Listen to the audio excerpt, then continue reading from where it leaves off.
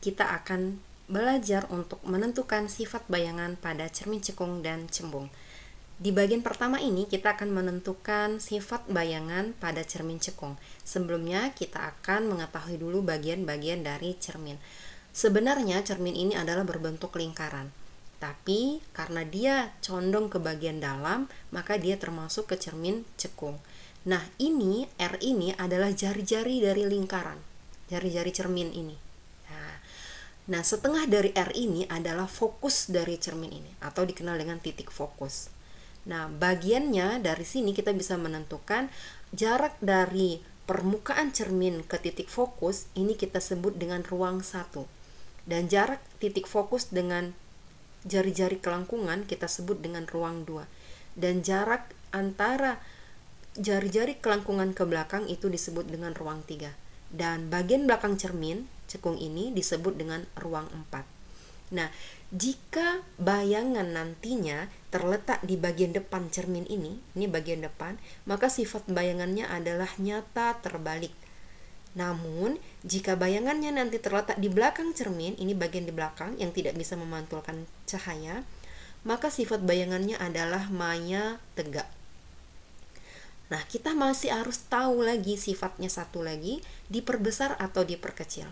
Untuk menentukannya, maka gunakan rumus ini, di mana ruang benda ditambah ruang bayangan akan selalu 5. Dan jika ruang bayangan itu lebih besar daripada ruang benda, maka bayangannya akan diperbesar.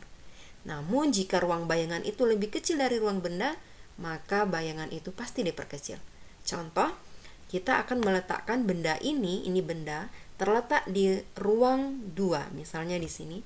Maka terletak di manakah bayangannya dan bagaimana sifat bayangannya? Maka pasti ruang bendanya terletak pada ruang ke-3.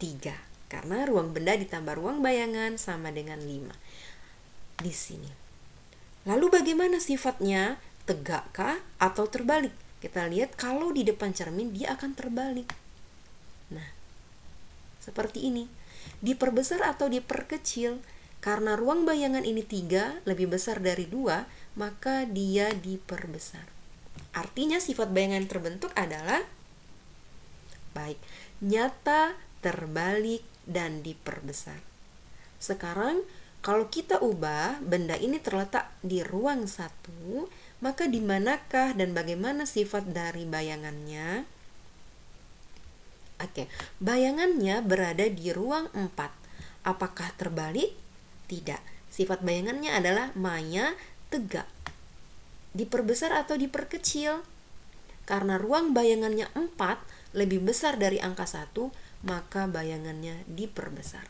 Artinya sifatnya maya, tegak, dan diperbesar.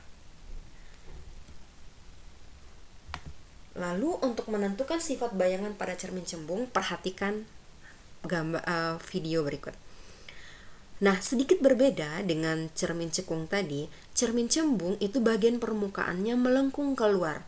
Nah, bagian dalam ini tidak bisa memantulkan cahaya. Titik fokusnya itu berada di sebelah sini, berada di dalam cermin, atau di belakang cermin. Nah, di mana R tadi sama adalah jari-jari kelengkungan cermin ini, dan F-nya adalah setengah dari jari-jari. Maka kita menentukan ruangnya adalah ruang 1, jarak dari belakang cermin ke fokus.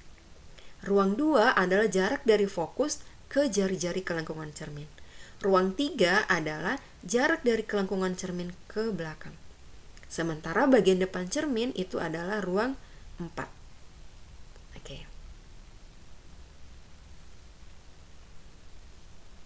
Oke. Bagaimana dengan bentuk bayangannya? Sama seperti tadi, jika di depan cermin maka sifat bayangannya akan selalu nyata dan terbalik, dan jika di belakang cermin sifat bayangannya akan maya dan tegak. Oke. Jika kita letakkan bendanya di sini di ruang 4, maka berada di manakah bayangan ini? Oke. Berada di ruang 1.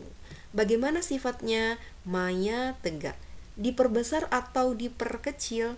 Karena ruang 1 lebih kecil dari ruang 4, maka pasti bayangan yang terbentuk diperkecil. Bagaimana jika kita geser bendanya di sini? Karena benda tetap berada di ruang 4, pasti bayangan juga akan bergeser berada di ruang 1. Tidak akan bergeser kepada ruang 2 atau ruang 3. Maka akan selalu di sini. Maka sifat bayangan akan selalu tetap diperkecil. Itulah sebabnya kenapa spion mobil dan kendaraan itu menggunakan cermin cembung. Karena dia tidak mungkin bayangannya akan diperbesar. Lalu bagaimana? Apakah mungkin bayangan ini kita terletakkan di ruang sini, ruang 2, atau ruang 1, atau ruang 3? Tidak akan mungkin. Karena benda tidak akan mungkin akan pernah berada di belakang cermin. Jika benda kita letakkan di belakang cermin, maka apa yang terjadi? Tidak akan terbentuk bayangan. Demikian penjelasan proses pembentukan atau sifat-sifat bayangan yang terbentuk pada cermin cekung dan cermin cembung.